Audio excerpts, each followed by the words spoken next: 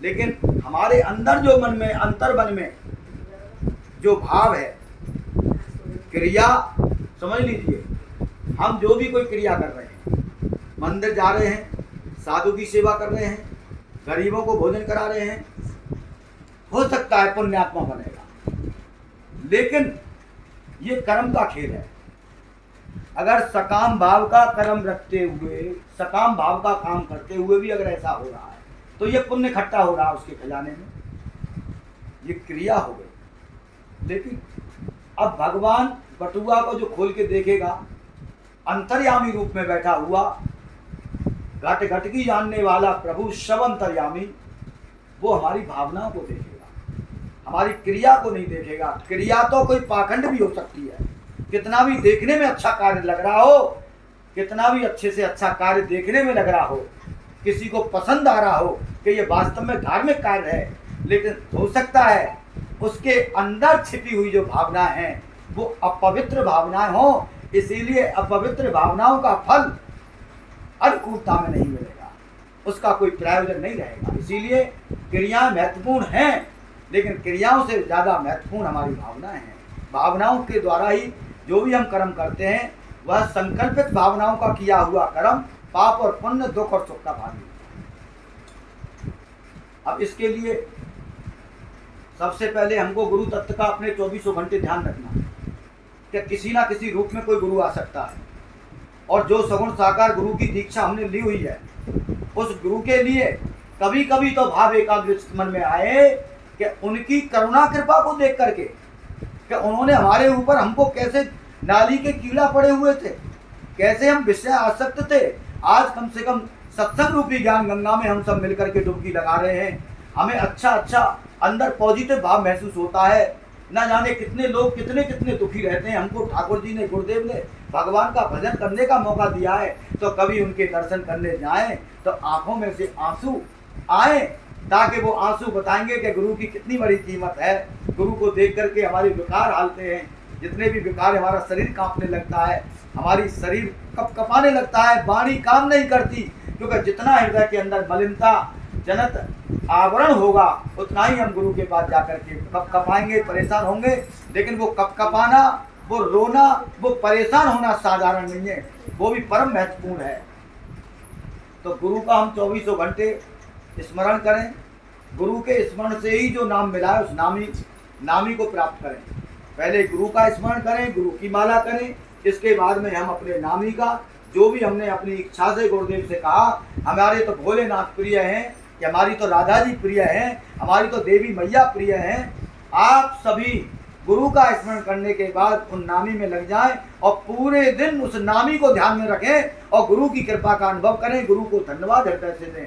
तो एक दिन उस नामी के अंदर ही जो निर्गुण निराकार है, जो हमको अपनी आंखों से दिख नहीं रहा है, उस नामी के अंदर ही गुरु का साक्षात दर्शन होने लगेगा। ये समझ लीजिए, नामी में और गुरु में, और गुरु में और नामी में भेद ही खत्म हो जाएगा। जिसका स्मरण करते हो गुरु का तो नाम ही आ सकता है, निराकार और नामी का स्मरण करते गुरुदेव आ सकते हैं, क्योंकि गुरु और तुम्हारा जो नामी है वो नामी ही गुरु रूप में सगुण साकार में हमारी तुम्हारी सबकी शिकायतों को सुनने के लिए, अपनी दृष्टि से हमारे विकारों को देखने के लिए हमारे सामने अवतार उसका हुआ है। ऐसा हमको 24 घंटे गुरु के लिए सजगता से जागृत रहना चाहिए। और ये समझ लेना, जब गुरु का प्रकाश हृदय में होता है, जब गुरु तत्व की धारा प्रवाह हृदय में बहती है, जब गुरु तत्व की अपरोक्षान प्रत्यक्षानुभूति होती है, उस स्थिति में जागरण होता है। जागरण क्या? उस जागरण में सत्य असत, नित्य अनित्य, योग वियोग, संयोग और अधर्म और धर्म सबका धीरे धीरे धीरे धीरे जितना जितना गुरु भक्ति, गुरु भक्त शरणागति पुष्ट होती है, उतना हृदय के अंदर जागरण होता है। क्योंकि हमको ये समझना है कि ये अहंकार और काम क्रोध तो मन के अंदर है, और मन को धोने वाला, मन को साफ करने वाला, मन को पवित्र करने वाला, जिसकी प्रेरणा से करना साधक को ही है, करना जीव को ही है। लेकिन गुरु ने हमको टॉर्च दिया है, हमने टॉर्च का इस्तेमाल अच्छे से किया है। उस गुरु रूपी प्रकाश में, उस गुरु रूपी तत्व में, हमने उस प्रकाश में अकर्म को, अधर्म को, अज्ञान को, अंधेरे को समझा है। अंधेरे को समझना ही ज्ञान का प्रदीप्त है, और जो वास्तविक अब गुरु कैसा होना चाहिए? जो गुरु आत्मदीप्त है, प्रदीप्त है, आध्यात्म प्रदीप्त है, जो स्वयं प्रकाश स्वरूप से मिला हुआ है, उसके भी लक्षण बताए हैं महापुरुषों ने।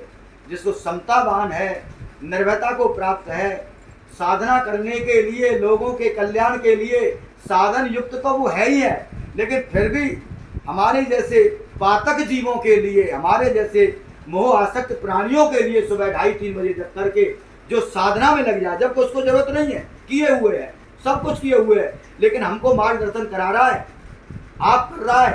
संसार में भगवान श्री कृष्ण ने कार्य किया है, उनके इशारे मात्र से, संकल्प मात्र से सभी कर्म हो सकते हैं, लेकिन हम उनकी सृष्टि में एक से अधिक हुए। उस कर्म को करने के लिए भगवान के इशारे से हम लोग कर्म करते हैं। भगवान श्री राम, जिन्होंने मर्यादा पुरुषोत्तम राम कहलाने वाले प्रभु ने एक रामचरितमानस, बिल्कुल मानव को कर्तव्य कर्म का ज्ञान सिखाया। इसी प्रकार गुरु हमको ज्ञान सिखाते हैं। गुरु के वचनों का हम पालन करें, गुरु को भगवान के रूप में माने।